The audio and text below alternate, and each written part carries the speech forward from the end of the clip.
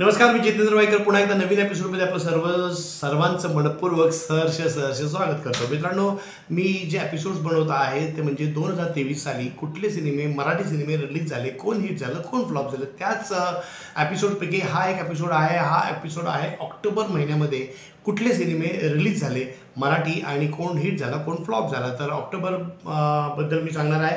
तर ऑक्टोबर महिन्यामध्ये टोटल 9 सिनेमे रिलीज झाले होते.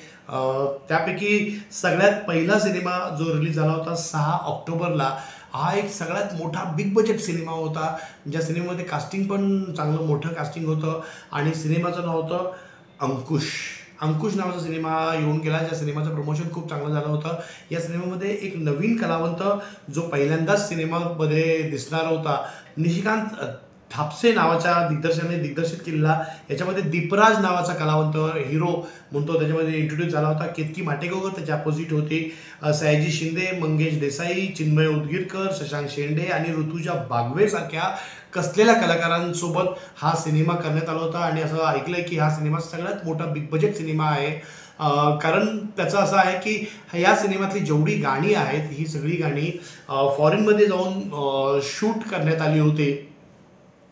आणि फॉरेनमध्ये शूट करत असताना गणेश आचार्य यांनी कोरिओग्राफी केली होती. आणि मला वाटतं की फॉरेनमध्ये जवळजवळ 4 ते 5 वेगवेगळी गाणी त्याच्यामध्ये शूट करण्यात आली होती. पण हा सिनेमा जसा आला तसा गेला, काही कळलं नाही. त्याच्यानंतर पुढचा सिनेमा जो 6 ऑक्टोबरला रिलीज झाला होता, आत्म पॅम्पलेट नावाचा सिनेमा होता. आशिष अविनाश बेंडे नावाच्या दिग्दर्शकाने दिग्दर्शित केलेला हा सिनेमा होता. ओम बेंडकडे आणि प्रांजली श्रीकांत नावाच्या कलाकार त्याच्यामध्ये होते. भीमराव मुंडे आणि केतकी सराफसुद्धा होते त्याच्यामध्ये. हाही सिनेमा येऊन गेला.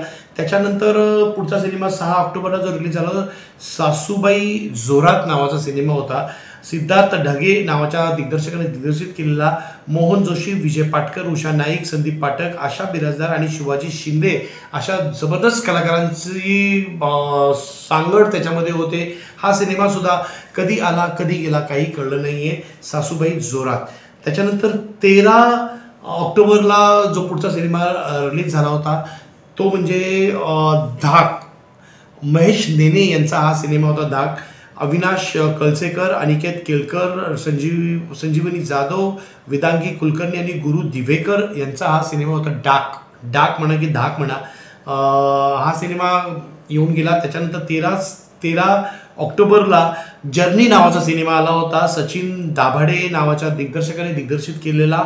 आणि शंतनू मोघे, शर्वरी जमिनीस, शुभम मोरे हा एक सुंदर सिनेमा होता. या सिनेमाचा जेव्हा प्रोमो पाहिला होता खरोखर छान वाटला होता हा सिनेमा. पण या सिनेमाचं पुढं काय झालं ते आपण पाहूया. 13 तारखेला पुढचा सिनेमा रिलीज झाला तो म्हणजे दिल दोस्ती दिवानगी. शिरीष राणे यांचा हा सिनेमा होता. स्मिता गोंदकर, विना जगताप, चिराग पाटील, विजय पाटकर, स्मिता जयकर आणि विद्याधर जोशी सारख्या मोठ्या कलाकारांची याच्यामध्ये फळी होते. आणि हाही सिनेमा 13 तारखेला रिलीज झाला आणि गेला.